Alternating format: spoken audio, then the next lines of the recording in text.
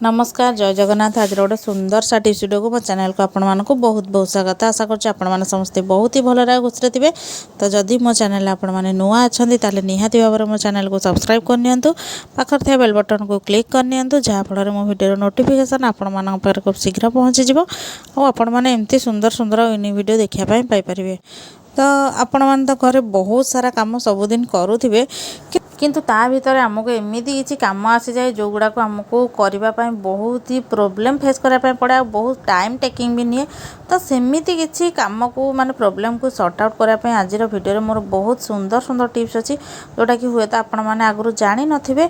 आ जदि जानी ना वीडियो टी फास्ट जाए देखिए, तापर आपण मैंने जाइकिना टिप्स टी अप्लाई करेंगे, तापर मत कमेंट सेक्शन लिखि जनइबे जे एक्चुअली आपण मानकर काम देला कि नहीं। तो देखो फास्ट टिप्स आड़ को जी किसी पॉलीथिन मुझे जोटा कि समस्त घर को जिते बड़े भी मंथली राशन हो कि डेली राशन हो आसवा बेले एमती आसी थाए आम एमती गुचा करना कौन कर गोटे ब्याग्रे हो जो एमती पकई दे था जोटा कि आम पछरे आम जिते खोजी था कि ठीक टाइम खोजी था आमको मिल न था। तो से आपण गोटे बहुत बढ़िया टिप्सटे कहबी। तो देखो पॉलीथिन गुड़ाक आपण मैंने कौन करेंगे ना यही टाइप्र पूरा माने खोली ने पूरा कि जिते जदि आणुंट ताले सांगे सांगे आपण मैंने साइज करने आउ तल भाग जो आपर पॉलीथिन जमी कणा हेनी तल पटे आपण मानक देखिए हाफ इंच गोटे पॉलीथिन केवल थाए आठी आपण मानक जदि भी कणा होगला ताहले आपण मानकर काम दब जमा भी किसी जिनस लिकेज हेनी। तो देखो पूरा तल भाग मुझे लगेनी जाओ आपको आपण मैंने कौन करेंगे ना घर जो पारे से कंटार हैंग करने गोटे गोटे केमती सहजरे भिड़ी ने जहाँ फल कि आपण मानक पॉलीथिनटा बहुत सुंदर देखा घर एमती सजेक रहिले आपण मानकर जो टाइम रे खोजिबे आपण मानक आराम से सेटा मिल जिवो। तो देखो यही टाइप आपण मैंने लगे कि जो भी पारे आपण मैंने घर तक हैंग कर पारंती आराम से जिते भी दरकार आपण मैंने कौन करेंगे ना बस एमती भिड़ी ने। तो देखो कौटू मोरटा छिड़ला माने जो पॉलीथिन आमर यूज होगा कथा सेटू जमा भी छिड़नी तल भाग जो थाए सेटू छिड़ला। तो आशा कर टिप्सटा आप बहुत भल बेनिफिट दो बोली।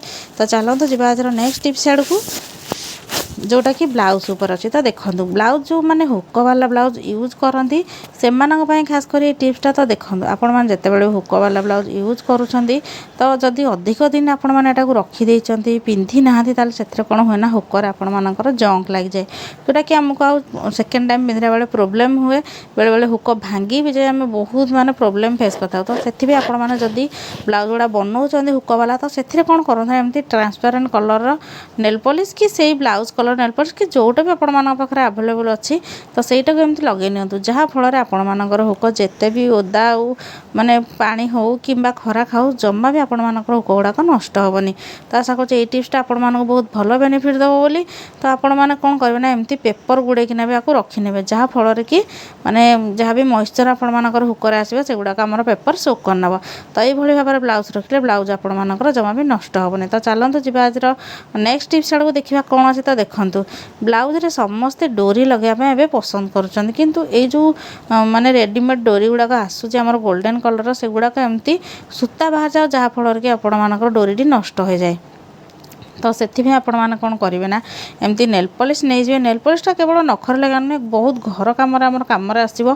तो देखो यही टाइप्र कौन करेंगे ना जो आपण मानकर सूता बाहरी आपण मैंने लगे ने और टिके फैन तल हो कि खरा जदि हल्का हो बाहर ताल आपण टिके 5 ରୁ 10 मिनट रखी ने देखिए पूरा सुखीज आ सुखी सारापर मुझे देखा भर आपने लिखि रखते भिडियो आपण मैंने कौटू आज कर जहाँफल मुझे जापर मो भिडियोटा पर्टिकुलर दुनिया को कोण कोण पहुँची पार्टी।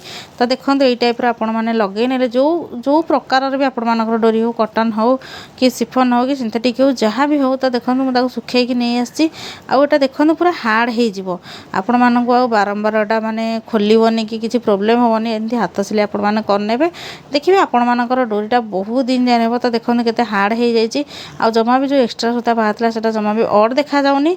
तो आपण मैंने मेसीन में सिलाई कले भी आपण मानकर सूता बाहर जदि सूता गुड़ाक आपण मैंने एमती सेटिंग करनथिबे। तो आशा कर टिप्सटा आपण मानक बहुत भल बेनिफिट देव। जदि मो टिप्सटा भल लगे मत कमेंट सेक्शन लिखि जल्दी जल्दी जणाई दिंतु।